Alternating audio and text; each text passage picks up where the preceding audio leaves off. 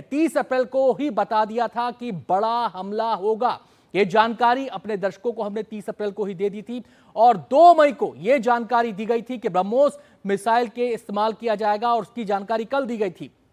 Surgical strike को लेकर, इस पूरी एयर स्ट्राइक को लेकर जो भारत को हमने खबरें दी, जो पूरे देश को हमने खबरें दी, उन खबरों की पुष्टि आज हो रही है। जैसे चीजें हमने बताई, 2 मई को हमने ये बताया था आपको राफेल का इस्तेमाल हो सकता है, तो इस ऑपरेशन में राफेल का इस्तेमाल किया गया। आपको बताएं कि जो हमला हुआ इसमें बस 62 लश्कर के आतंकी और हैंडलर मारे गए हैं। तो जानकारियां इस ऑपरेशन के बाद लगातार अपडेट हो रही हैं। उसी कड़ी में अब यह जानकारी सामने आई है कि 62 लश्कर के आतंकी और हैंडलर्स मारे गए हैं इस ऑपरेशन में, जो अलग अलग नो टारगेट चुने थे। आपको बता दें कि इस ऑपरेशन में केवल हमारी फोर्सेस ने ही अहम भूमिका नहीं निभाई है, बल्कि हमारी खुफिया एजेंसियों ने भी अहम भूमिका निभाई है। पिन पॉइंटेड टारगेट को चुना गया, उनके बारे में जानकारी जुटाई गई और उसके बाद इस हमले को अंजाम दिया गया। और इस हमले के बाद, इस स्ट्राइक के बाद आपको बता दें कि तमाम तरह के एहतियाती कदम उठाए जा रहे हैं, न केवल सीमावर्ती राज्यों में बल्कि देश के अलग अलग हिस्सों में। आज 7 तारीख है